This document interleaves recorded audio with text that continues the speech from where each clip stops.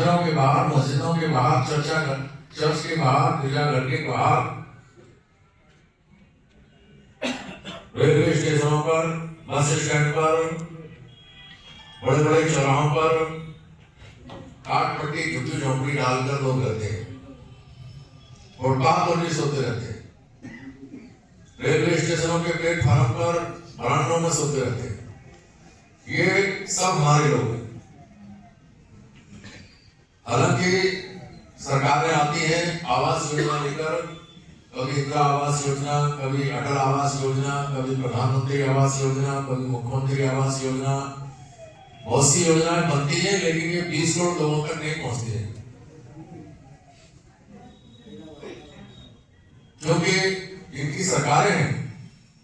उनके दिल में नफरत बहुत है। जो सरकार में है वो लोग समझते हैं ये तो ऐसे ही रहते हैं, हजारों साल से इनका रहना सहना ऐसा ही है, इनको आदत पड़ी हुई है, इनके लिए कुछ खास करने की आवश्यकता नहीं। चाहे वो कांग्रेस की सरकारें रही, चाहे वो जनता पार्टी की रही, चाहे वो जनता दल की रही, अटल जी रहे पहले 6 साल तक, अब मोदी जी हैं 12 साल से, 22 राज्यों में मुख्यमंत्री हैं बीजेपी के, तमाम राज्यों में वहां की लोकल जो पार्टियां हैं उनके मुख्यमंत्री हैं, लेकिन जो बहुजन समाज के लोग हैं उनकी दरिद्रता दूर नहीं हो रही है।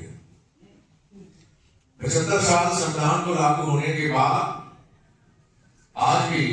थाने चौकी पर जब हमारे लुटे पिटे लोग जाते हैं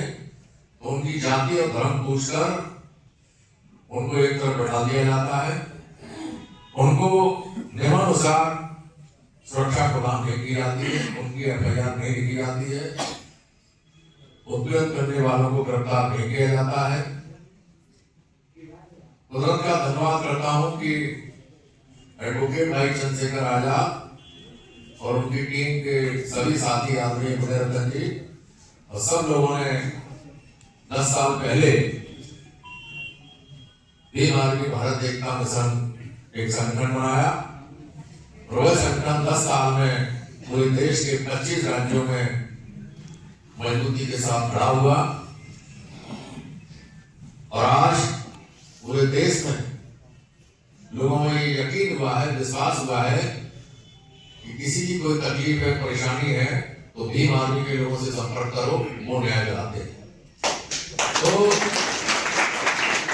भीम आर्मी के संगठन के कारण पिछले 7-8 साल से लोगों की एफआईआर हो रही है, लोग गिरफ्तार हो रहे हैं, लेकिन उससे आगे कोर्ट कचहरी में हमारा भीम आर्मी संगठन कुछ नहीं कर पाता। बाबा साहब डॉक्टर भीमराव अम्बेडकर जी ने हम लोगों को सत्ता तक पहुंचाने के लिए राजनीतिक संगठन आरपीआई बनाई। उसको 1972 में कांग्रेस के लोगों ने उनके नेताओं से गठबंधन करके उनको सांसद बना के, उनको कैबिनेट मंत्री बना के उस पार्टी को खत्म कर दिया। हमारे लोगों की, बहुजनों की कोई दूसरी पार्टी नजर नहीं आई, हमारा कोई नेता नहीं रहा, हमारे लोग कांग्रेस के पिछलग्गू बन गए। लंबे समय तक कांग्रेस में हमारे लोग वोट करते रहे। अब ऐसी स्थिति में हमारे दूसरे नेता के रूप में स्वर्गीय चौधरी चरण सिंह जी आए। उन्होंने 21 अक्टूबर 1984 को दलित मजदूर किसान पार्टी बनाई। दलित मजदूर किसान पार्टी बनाकर उन्होंने कोशिश की कि पूरे देश के दलित मजदूर किसान सभी लोग एकजुट होकर इस पार्टी से जुड़े और अपने हक अधिकार के लिए शासन सत्ता प्राप्त करें। लेकिन उस पार्टी को भी चंद मुठ्ठीभर मनवादी लोगों ने लंबे समय तक नहीं चलने दिया। उसके नेताओं को भी मंत्री पद का लालच देकर अपने साथ मिला लिया और धीरे धीरे करके